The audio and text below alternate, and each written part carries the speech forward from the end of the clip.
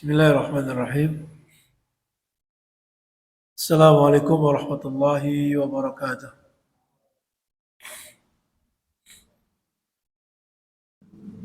Alhamdulillah. Salatu wassalamu ala rasulillah wa la hawla wa la quwwata illa billah. Amma ba'du.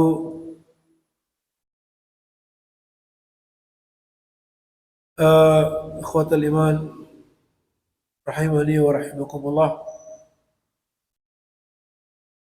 Kita masih dalam pembahasan hadis yang ke-17, yaitu hadis tentang adab di dalam menyembelih.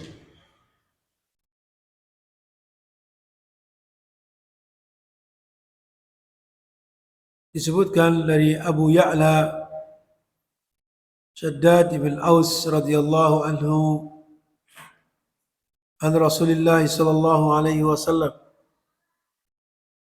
qala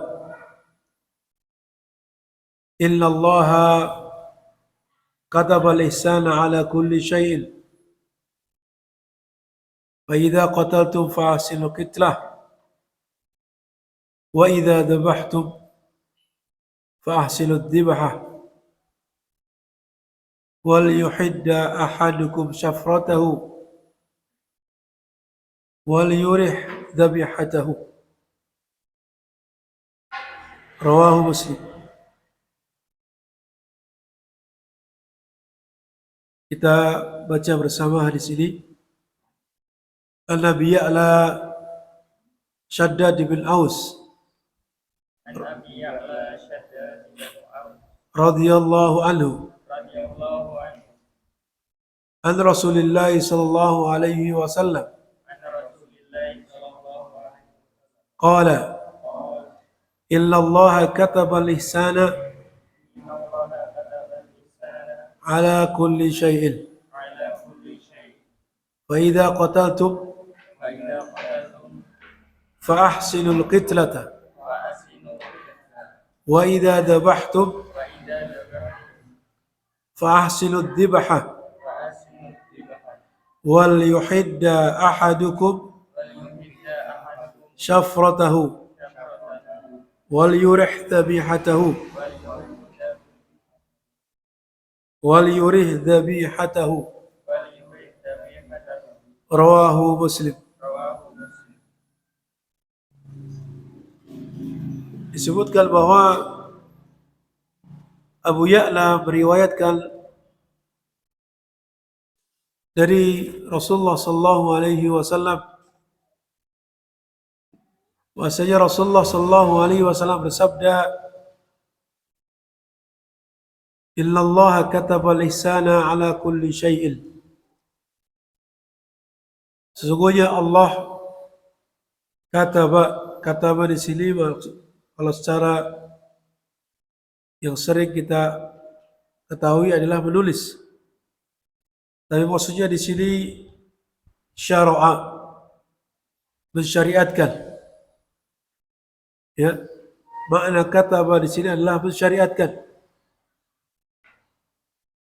Mensyariatkan untuk berbuat ihsan, berbuat baik kepada segala sesuatu. Ya, berbuat baik kepada segala sesuatu.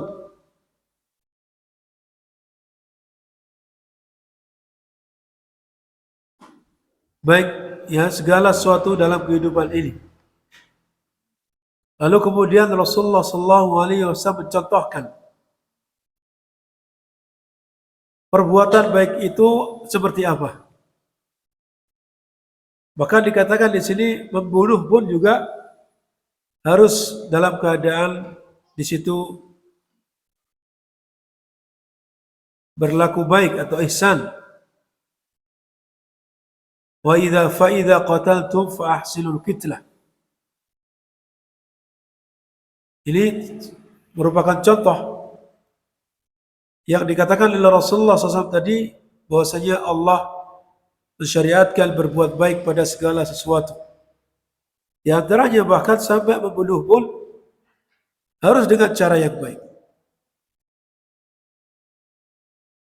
Kemudian ketika menyembelih juga dengan cara yang baik. Para ulama membedakan antara membunuh dan menyembelih. Kalau membunuh biasanya diungkapkan untuk perkara-perkara yang diharamkan untuk dimakan. Ya, ungkapan apa? Membunuh itu perkara-perkara yang dilarang untuk dimakan. Tentunya baik itu manusia, hewan, ya. Yang mana ketika diungkapkan dengan kata-kata qatl, fa idza qataltum fa ahsinul qitlah. Apabila salah seorang di antara kalian bunuh, maka bunuhlah dengan cara yang baik. Seperti misalkan kita diperintahkan untuk membunuh khamsul minal fawasik, 5 perkara dari yang merupakan hewan-hewan fasik, hewan-hewan yang di luar dari kebiasaan pada umumnya hewan. Disebutkan di antaranya tikus, kemudian akrab, kalajengking, kemudian kalbul akur, anjing hitam, kemudian berikutnya burung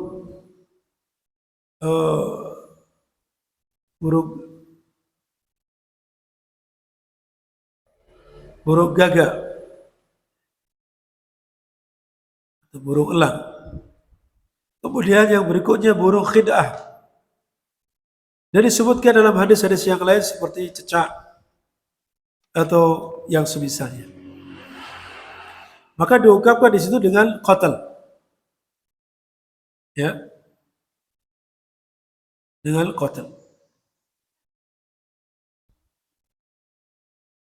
Adapun ketika menyebut hewan-hewan yang halal dimakan, maka dengan ungkapan menyembelih, lahar atau dhabah.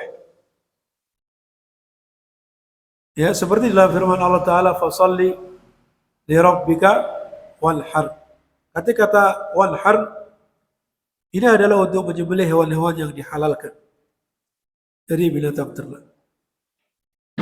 Demikian pula disebutkan di sini, wa idza dhabhtum, apabila kalian menyembelih maka fa ahsinud dzibhah. Maka apa? Fa ahsinu adzibhah. Ini adalah perkara yang halal dimakan, di mana harus berbuat baik di dalamnya. Al-ihsan di dalam menyembelih adalah sebagaimana yang disyariatkan dalam syariat Allah Subhanahu wa taala.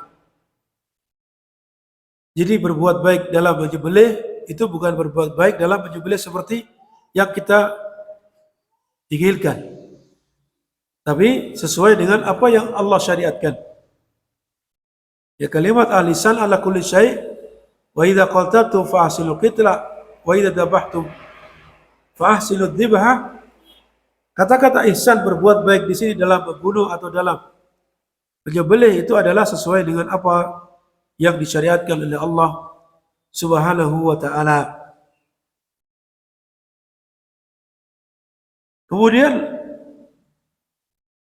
wal yuhidda ahadukum syafratahu. Kemarin kita sebutkan mana syafrah adalah alatul dzabhi, alat yang digunakan untuk menyembelih. Baik itu golok, pisau, ya, batu atau yang semisalnya yang bisa digunakan untuk menyembelih, maka harus ditajamkan.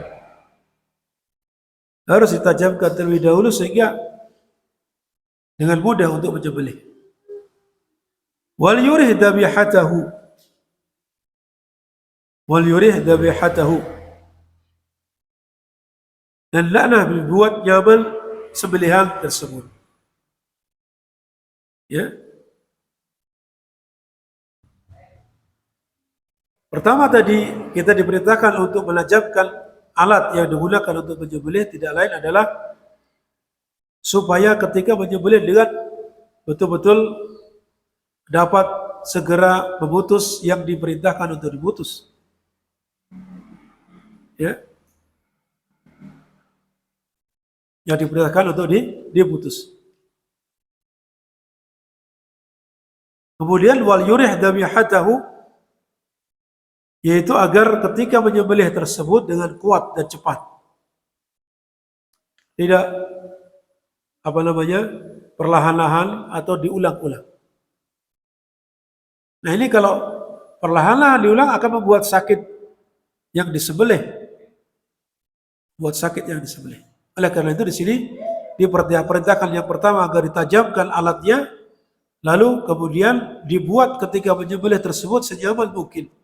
Baik itu posisi ataupun ketika mengayunkan pisau atau goloknya tersebut. Dikatakan di sini bihaitsu yumirru as-sikil biquwwatin wa sur'ah,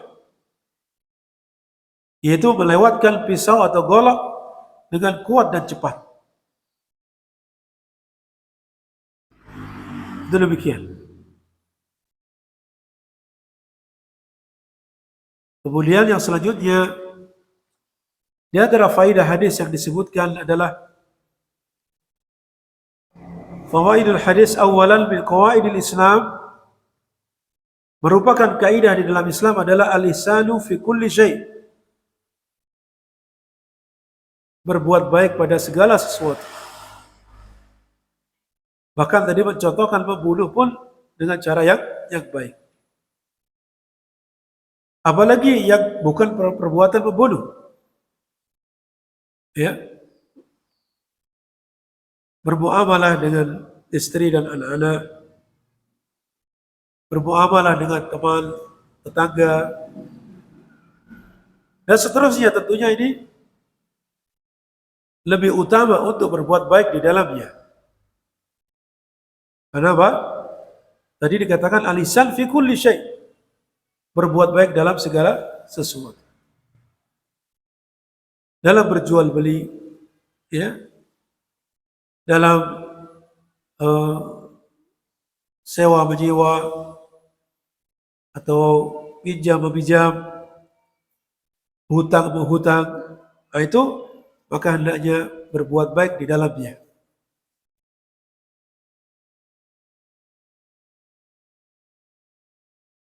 Kemudian selanjutnya adalah tamamul ihsani fil qatl,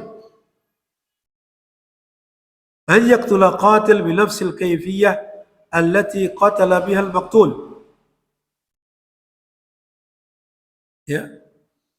Tamamul ihsan, kesempurnaan baik di dalam membunuh. Ya, dikatakan baik di dalam membunuh, bahkan sempurna adalah an yaqtulal qatil, yaitu membunuh orang yang telah membunuh seseorang adalah binafsil kaifiyatil lati qatala bihal qatl, yaitu dengan cara yang sama yang digunakan oleh pembunuh tersebut ketika membunuh orang yang dibunuh. Misalkan A membunuh B dengan cara tertentu, ya, dengan cara tertentu sampai dia meninggal dunia, B ini. Maka kemudian C ahli waris menuntut agar dia dikisos, misalkan. Lalu dalam syariat Islam ditegakkan hukum kisos jika memenuhi syarat. Maka ketika membunuh orang yang telah membunuh tadi, menghukum kisosnya, itu cara yang paling sempurna sebagaimana disebutkan di sini adalah memperlakukannya sebagaimana dia membunuh orang yang terbunuh yang pertama. A membunuh B. Maka untuk membunuh A ini, mengkisos A ini dengan cara yang sama yang dia gunakan untuk membunuh. Itu disebutkan di sini adalah sebagai tamamul ihsan fil qatl. Walaupun kemudian penerapannya bisa jadi akan berbeda. Karena kebanyakan pemerintah yang menerapkan hukuman tersebut adalah biasanya dengan cara dipancung. Tidak, misalkan membunuhnya dengan membakar, maka tidak dibakar. Membunuhnya dengan memukulkan batu ke kepalanya sampai hancur, maka tidak demikian. Walaupun nanti dikatakan tamamul ihsan adalah dengan cara yang sama seperti dia menggunakan hal tersebut. Adapun yang dipraktekkan oleh pemerintah yang menegakkan hukum ini, ketika mengkisos adalah dengan cara memenggal kepalanya. Demikian, Allahu a'lam bishawab. Kemudian yang ketiga adalah al-hathu 'ala rahmati wasyafaqati bil hayawan. Lalu tadi kalau dia katakanlah membunuh orang yang dikisos tadi dengan cara seperti ketika dia membunuh, apakah itu tidak dikatakan ihsan? Apakah itu tidak dikatakan berlebihan? Padahal tadi dikatakan supaya berbuat baik. Maka jawabannya itulah yang disyariatkan dalam Islam. Yaitu membalas dia sebagaimana perbuatannya. Serupa dengan apa yang dia lakukan.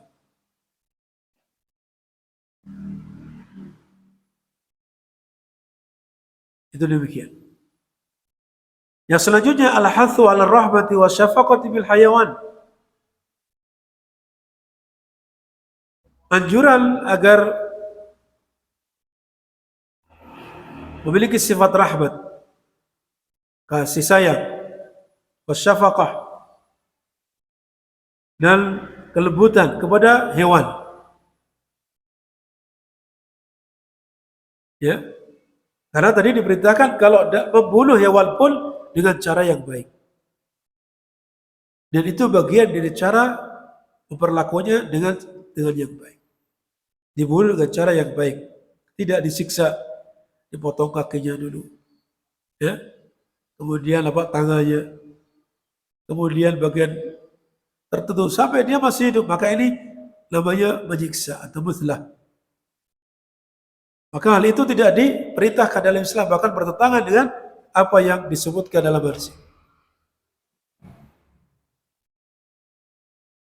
Walaupun terkadang kita jengkel, ada tikus, ya, masuk rumah, kemudian ya sudah berkali-kali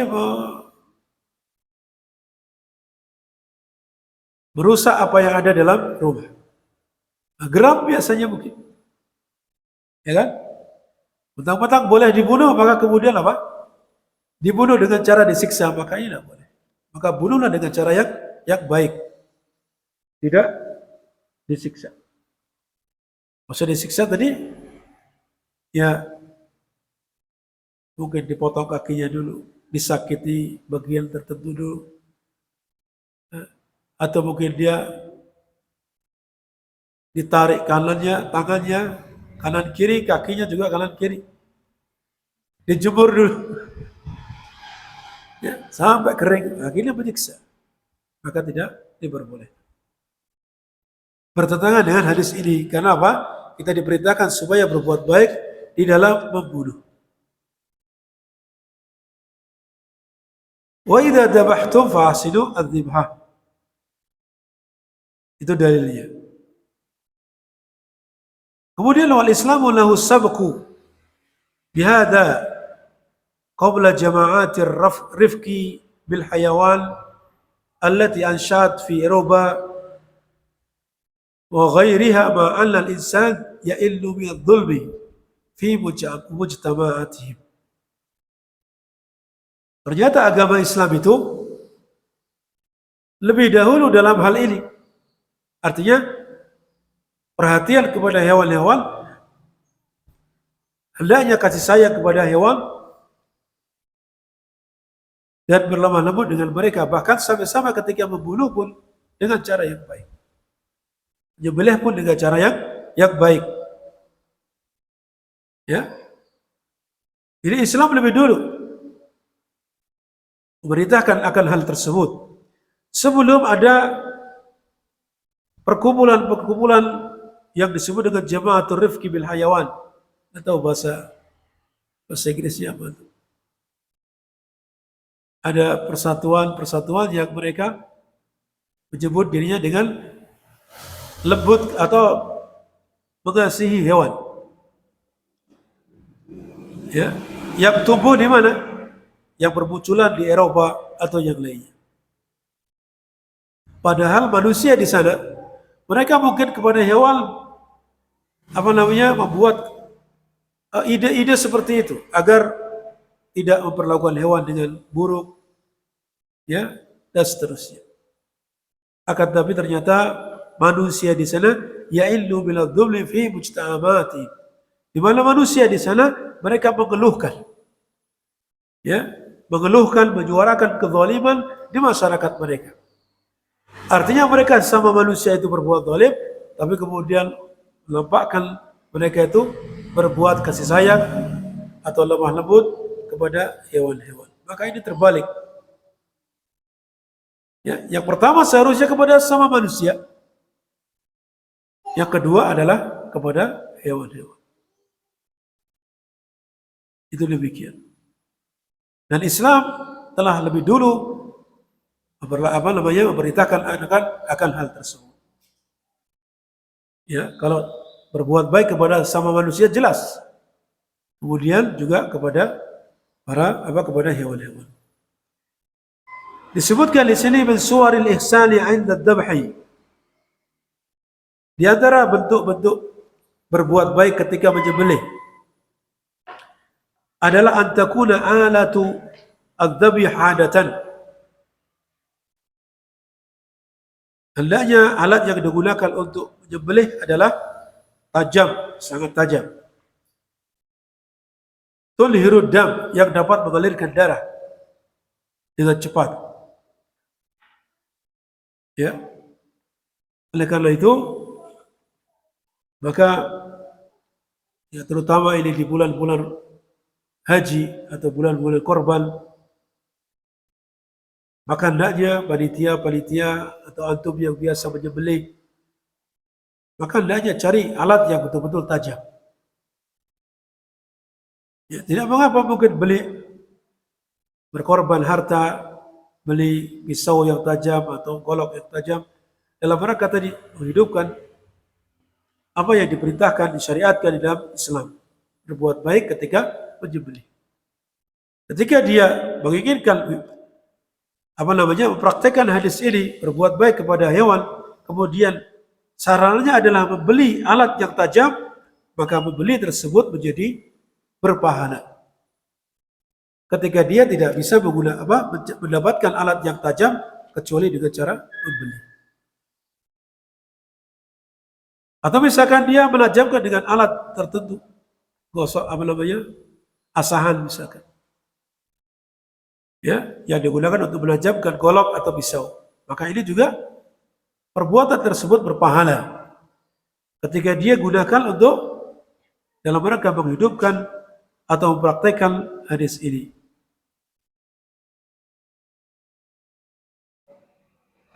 Ya.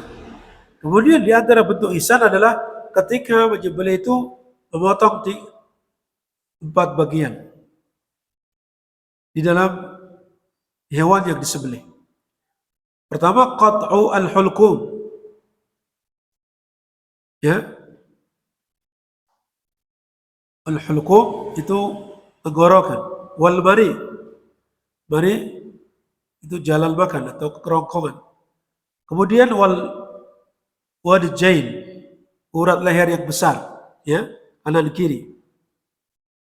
Fi fauril wahid, dalam satu hentakan, dalam satu apa? Gesekan. Jadi tidak bisa dilakukan kecuali orang yang sudah terbiasa, ya, terbiasa. Dan goloknya tajam. Mungkin kalau kambing mudah, ya. Tapi kalau sapi maka membutuhkan keahlian. Goloknya juga yang tajam. Ada di antara yang sudah biasa menyembelih? Ada. Nah, bermunculan ketika menjelang hari raya Idul Adha itu kursus menyembelih. Ya, mungkin barangkali antum pernah dapatkan informasi, ya, mungkin berbayar, yang mereka istilahkan dengan apa namanya, komunitas juleha.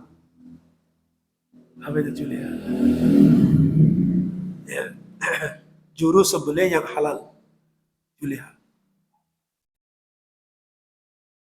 Ini bermunculan.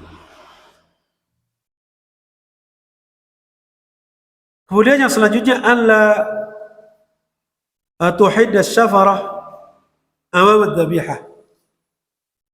Hendaknya tidak menajamkan alat yang digunakan untuk menyembelih di hadapan hewan sembelihannya. Ditajamkan di hadapannya. Nah, ini menyakiti. Hewan itu juga punya mata, bisa merasakan, maka hendaknya berbuat baik kepada hewan tersebut. Ya, ketika menajamkan alat yang digunakan untuk menyembelih di tempat yang jauh. Dan ini juga banyak yang terjadi kekeliruan, dan hampir setiap bulan haji, ketika berkorban menyembelih di hadapan hewan-hewan yang lain. Maka ini sebenarnya sangat-sangat menyakiti. Oleh karena itu, carilah tempat-tempat yang nyaman, yang sekiranya hewan-hewan tersebut tidak melihatnya. Di hadapannya darah berkucuran. Ya. Itu biasanya banyak dilakukan ketika di bulan Idul Kurban. Kemudian di antara faidah-faidah yang lain, saya tambahkan dari kitab yang lain. Yang pertama adalah kasih sayang Allah Subhanahu wa taala kepada para hamba-Nya. Di mana Allah Subhanahu wa taala mensyariatkan untuk berbuat baik pada segala sesuatu. Termasuk di dalamnya, tidak hanya, tadi kan hanya contoh saja, menyembelih, membunuh, itu dengan cara yang baik. Menyembelih juga dengan cara yang baik.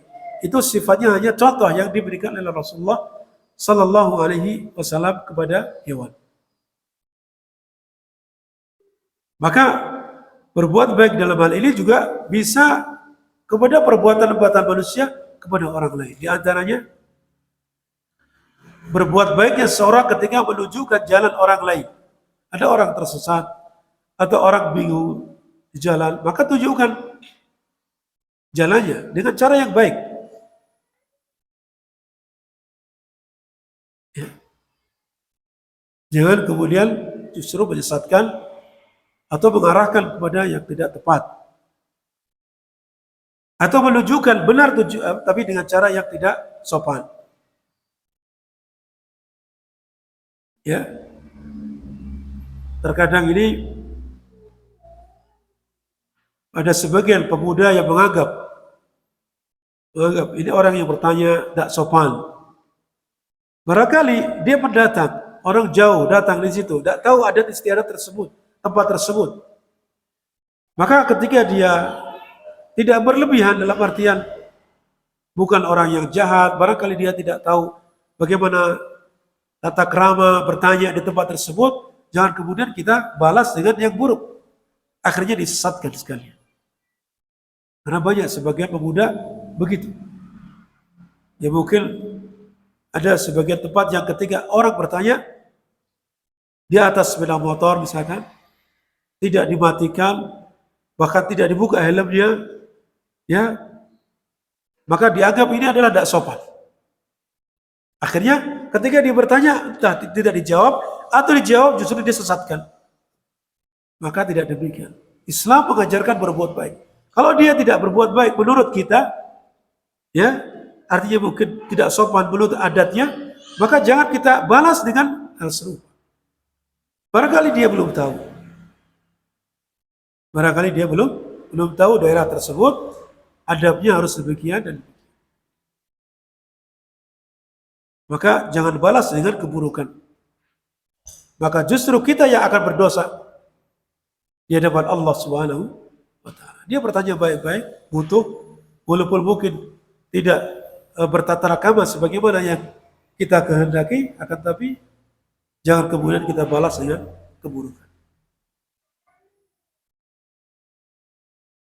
Demikian pula memberikan makanan kepada orang lain, maka dengan cara yang baik. Ya, dengan cara yang baik. Wal amru bil ma'ruf wan nahyu 'anil munkar. Demikian pula dalam hal mengajak orang lain untuk berbuat baik. Kemudian juga melarang orang lain dari berbuat kemungkaran. Ini juga ada cara-caranya yang diajarkan dalam syariat Islam, yang tentunya dengan cara yang baik. Kemudian apa yang disebutkan oleh Nabi SAW berupa penyembelih dan membunuh tadi, sifatnya hanyalah apa? Sebatas contoh.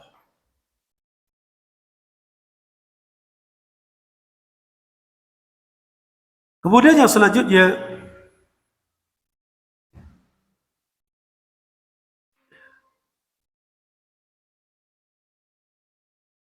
annaka idza qatalta syai'an yubahu qatluhu fa ahsinil qitlah. Ya. Maka apabila engkau membunuh sesuatu yang dibolehkan untuk dibunuh, maka berbuat baiklah ketika membunuhnya. Kemudian dicontohkan di sini, misalkan seorang disakiti oleh anjing, lalu dia ingin membunuhnya, ya, maka dia memiliki cara-cara atau bisa dengan cara-cara bunuh yang bermacam-macam. Maka yang paling mudah untuk membunuhnya bagaimana? Misalkan dengan ditembak kalau ada alatnya, atau dipukul kepalanya, atau diracun, atau di stroke, ya, dengan berbagai macam cara. Ada ditombak, misalkan lempar batu sampai mati. Ini kan cara-cara. Mana cara yang paling baik, paling cepat matinya, dan tidak menjadikan dia terasa sakit? Atau justru sebaliknya, biarin apa-apa, disakiti saja, disiksa saja karena dia telah berbuat buruk. Kira-kira di antara cara-cara menyembelih membunuh tadi, mana yang termudah bagi hewan tadi? Ditombak?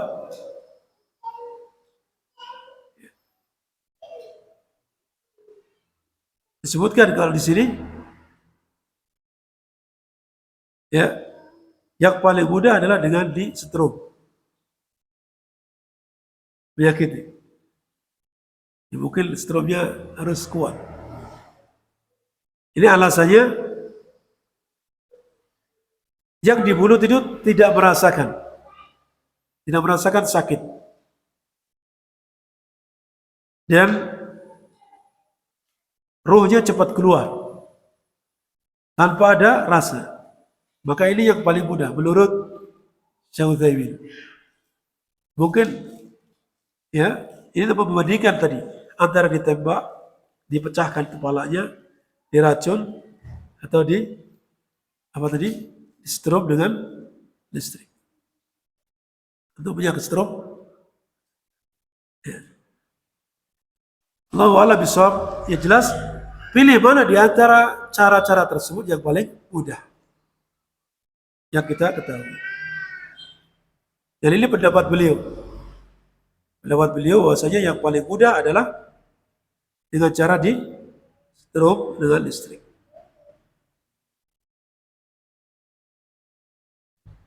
Pengecualian dari hal itu adalah tadi kaitannya dengan kisos. Maka dalam masalah kisos, pelaku dia diperlakukan sebagaimana ketika dia membunuh. Ya, diperlakukan dia sebagaimana dia membunuh. Apa dalilnya? Jadi kita sudah kita jelaskan. Yaitu kisah seorang Yahudi ketika dia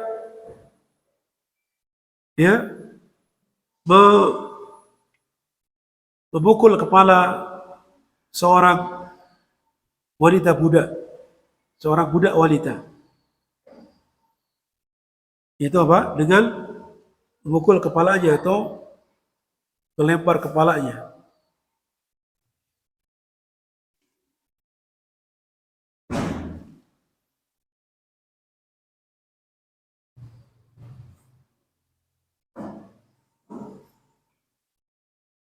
Saya cari makna.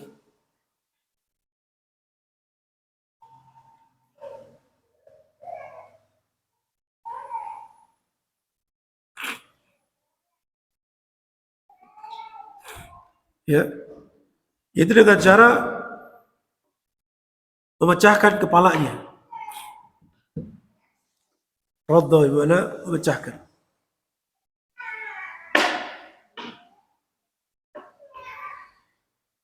Ya, Yahudi tersebut memecahkan kepala seorang apa? Wanita budak. Maka ketika dihadapkan kepada Nabi SAW untuk mengkisah seorang Yahudi tersebut, maka Nabi SAW memerintahkan supaya kepala orang Yahudi ini dipecahkan di antara dua batu. Ya, ini batu, kepalanya ditaruh, kemudian dipecahkan dengan batu. Itu demikian. Maka dibalas sebagaimana ketika apa dia memperlakukan bagaimana dia membunuh dia. Itu demikian. Ini antara dalil bahwasanya inilah ya cara mengkisos yang terbaik begitu.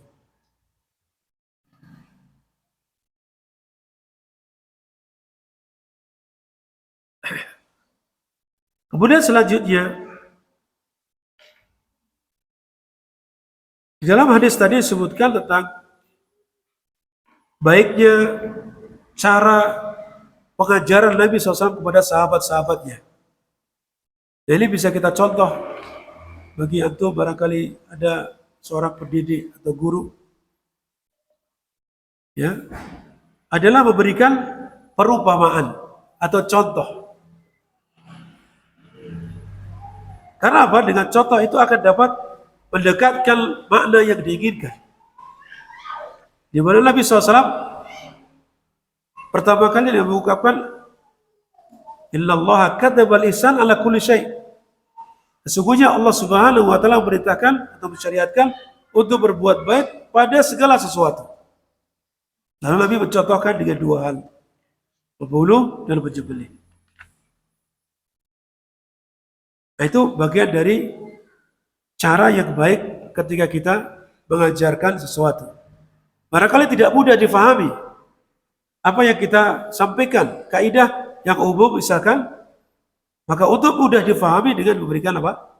Contoh.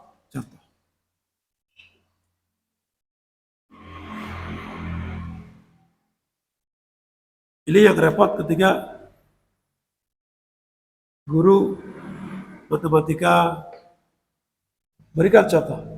Contohnya mudah-mudah, begitu kasih soal yang sulit, yang tidak ada pada contoh tersebut. Itu yang repot. Ya.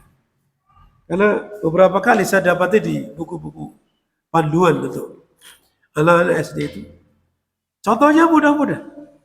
Begitu di pertanyaan, apa? Membuat soal yang tidak ada pada contoh. Bingung kan?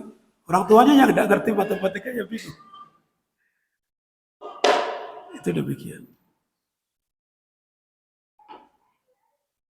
Maka arifku bil tulab. Hendaknya para guru itu berbuat baik kepada apa? Anak-anak. Memberikan contoh, memberikan soal juga sesuai dengan yang dia contoh.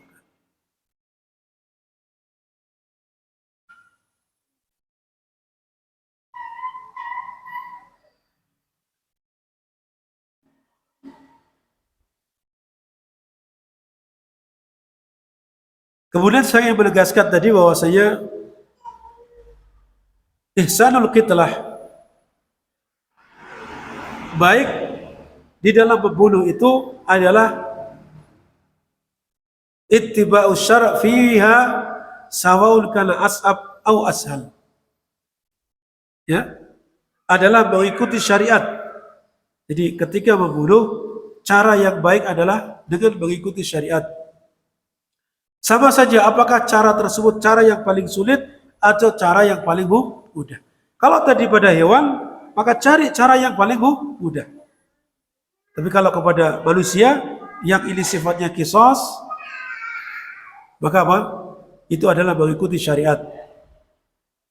Walaupun caranya yang paling sulit. Ya. Oleh karena itu ini kemudian apa? Berarti tidaklah kemudian bertentangan dengan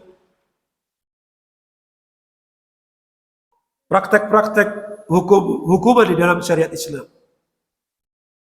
Seperti orang yang berzina, yang sudah muhsan, yang sudah pernah menikah dengan cara yang sah dan sudah menggauli pasangannya. Maka kalau dia berzina maka apa? Dirajam. Nah mungkin orang berpandangan masa ini cara yang terbaik dari dalam membunuh. Cara yang terbaik dalam membunuh itu kan apa? Yang paling mudah. Tidak demikian. Maka di dalam cara membunuh yang terbaik dalam syariat Islam adalah yang diperintahkan. Itu mengikuti syariat. Nah kalau tadi menghukum orang yang berbuat zina yang sudah muhsan dengan cara dirajam, dilempari batu sampai mati, maka inilah yang terbaik menurut syariat. Apa hikmahnya? Kenapa dia harus dilempari batu? Karena ketika dia berzina menikmati rasa berzina tersebut pada seluruh tubuhnya. Oleh karena itu supaya adil dalam hal ini apa? Seluruh tubuhnya dilempari batu sehingga setimpal antara nikmat yang dia rasakan dengan apa? Siksaan yang dia dapatkan. Itu demikian. Karena melempari batu otomatis ke seluruh tubuh akan terkena. Maka ini juga merupakan bantahan kepada mereka yang memandang bahwasanya rajam itu harus dipendam sebagian tubuhnya. Maka ini tidak ada. Tidak didapati syariat tersebut. Kenapa? Kalau demikian berarti sebagian tubuh saja yang dia akan merasakan sakit. Oleh karena itu dilempari kepada seluruh tubuhnya. Itu kalau membunuh. Adapun menyembelih maka beda lagi. Maka ini disebutkan yang paling baik caranya sesuai syariat. Tentunya dengan syarat-syarat yang disyariatkan oleh Allah Subhanahu wa taala di dalam menyembelih. Ini pembahasannya dalam bab menyembelih hewan. Ini barangkali yang bisa kita sampaikan kaitannya dengan masalah hadis atau faidah hadis ini. Kemudian selanjutnya adalah hadis yang ke-18. Hadis yang ke-18. Atau ada yang bertanya sebelumnya barangkali?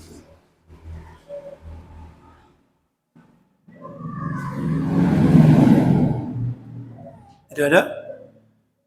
Baik, kita lanjutkan al-hadis ats-tsamin asyara. Hadis yang ke-19. An Abi Dzarr Jundub bin Junadah wa Abi Abdurrahman Muadz bin Jabal radhiyallahu anhuma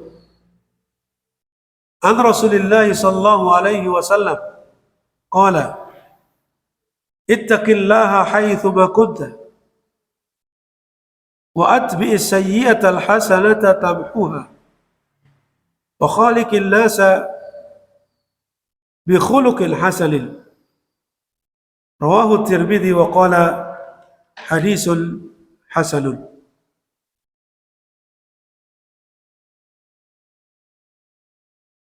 Hadis yang ke-18 ini adalah diriwayatkan dari dua sahabat. Ya, dua sahabat Nabi sallallahu alaihi wasallam. Yang pertama adalah Abu Dzar. Ya, Jundub Ibn Junadah.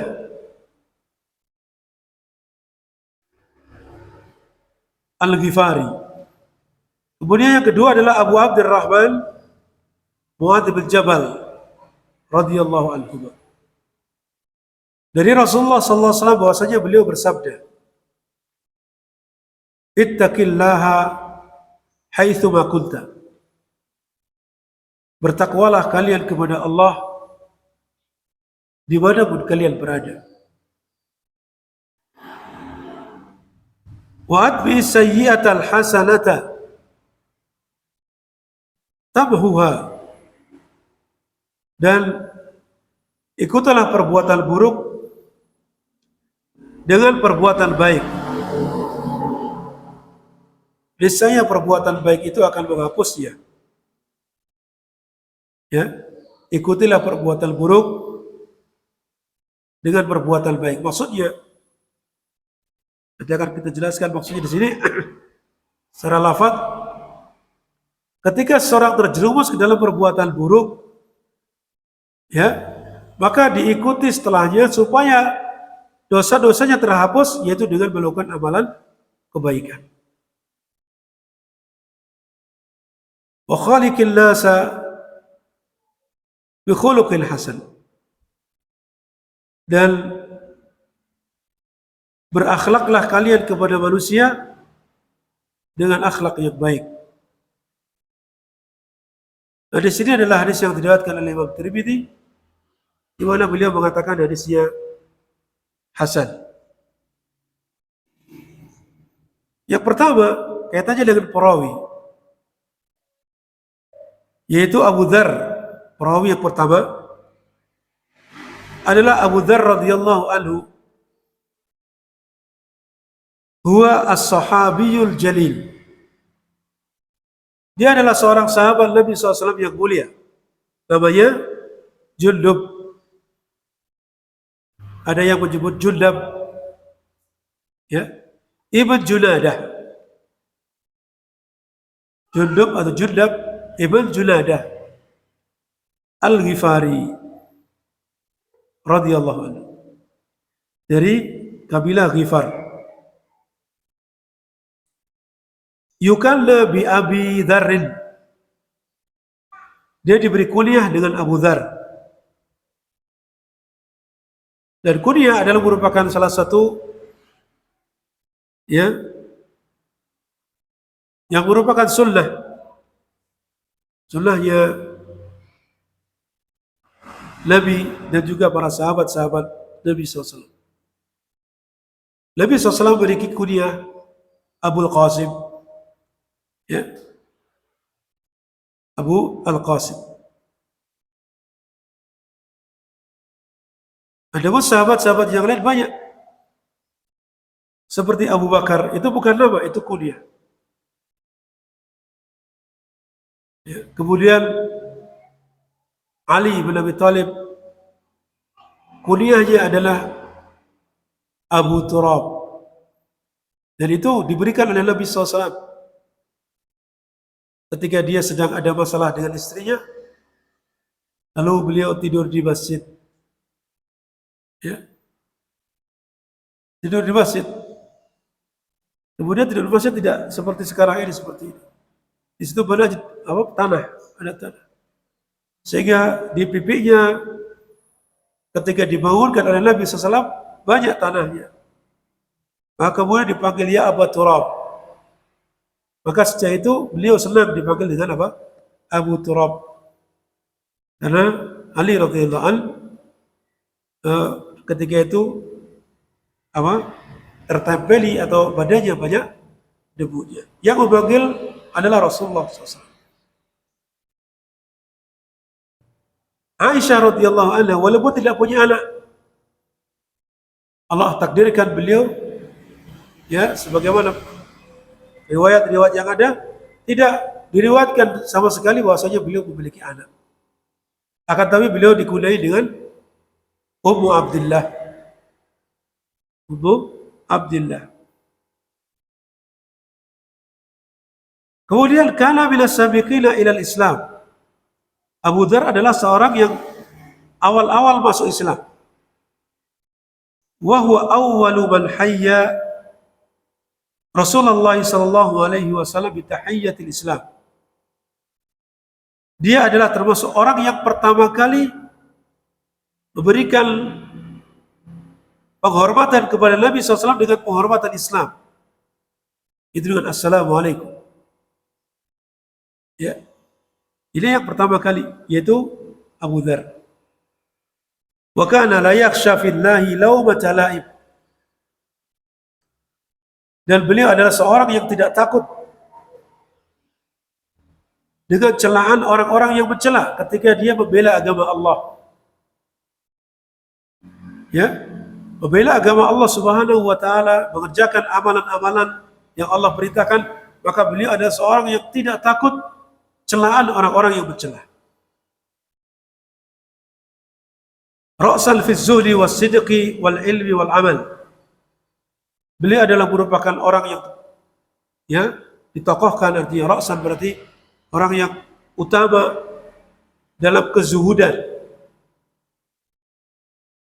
Dalam hal kezuhudan. Zuhud bukan berarti meninggalkan dunia. Ini keliru. Zuhud di sini maksudnya apa?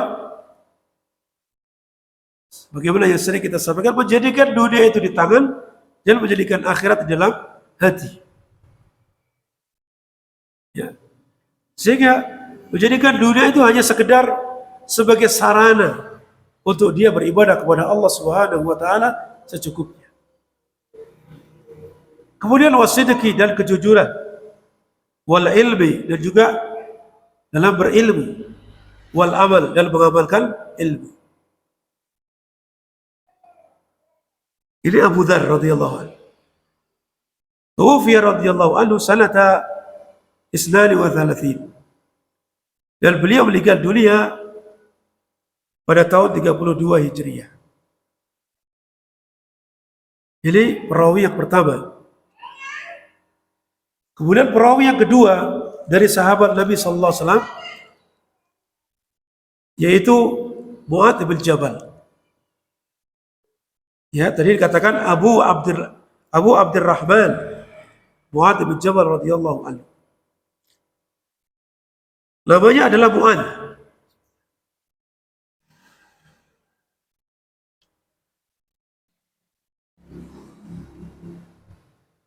Ya, namanya adalah apa? Mu'adz. Kemudian bapaknya Jabal atau dinisbatkan kepada Jabal. Mu'adz bin Jabal ibn Amr al-Ansari al-Khazraji. Mu'adz bin Jabal ibn Amr al-Ansari, dia asli penduduk Madinah, maka disebut sebagai Ansar. Al-Khazraji dari kabilah Khazraj. Karena awal-awal Islam datang, itu di sana ada dua kabilah besar yang awalnya bermusuhan. Itu kabilah apa? Aus dan Khazraj. Dan ini Mu'adz bin Jabal termasuk dari kabilah Al-Khazraj. Kuliahnya adalah Abu Abdurrahman. Dia termasuk salah satu dari fuqaha'us sahabah. Ahli fikihnya di kalangan para sahabat. Wa huwa ahadus sab'ina alladhina syahidu al-aqabata minal ansar. Dia adalah salah satu dari 70 orang yang menyaksikan bai'atu al-aqabah dari kalangan orang-orang Ansar. Ya, ketika awal-awal dakwah Rasulullah SAW masih berdakwah dengan sembunyi-sembunyi.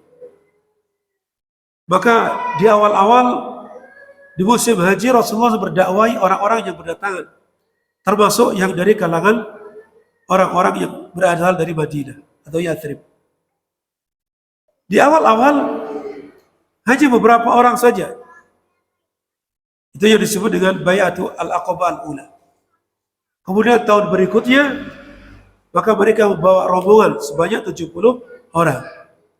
Salah satunya adalah Mu'adz ibn Jabal, yang mana beliau mengikuti bai'ah ya Aqabah yang kedua. Tuwfiya radhiyallahu anhu sanata 18 Hijriyah, di mana beliau meninggal dunia tahun 18 Hijriyah. 18 apa? Hijriyah. Jadi di antara secara ringkas siapa perawi dari sahabat yang meriwayatkan hadis yang sering kita dengar, ittaqillaha haitsu ma kunta wa bi sayyi'atal hasanata tamhuha wa khaliqin nasa bi khuluqil hasanin. Hadis ini sangat terkenal, banyak sekali para duat, para penceramah menyampaikan hadis ini karena memang kandungannya sangat penting sekali, karena hubungannya dirinya dengan Allah Subhanahu wa taala dan hubungannya kepada manusia dan hubungan dia kepada diri sendiri, yaitu dengan mentazkiyah dirinya sendiri. Nah, insyaallah akan kita lanjutkan pertemuan berikutnya kaitannya dengan penjelasan hadis ini insyaallah taala. Baik, kita cukupkan insyaallah taala dengan kafaratul majlis. Kalau tidak ada yang bertanya, kita akhiri. Subhanakallahumma wa bihamdika asyhadu an la ilaha illa anta astaghfiruka wa atubu ilaik. Assalamualaikum warahmatullahi wabarakatuh.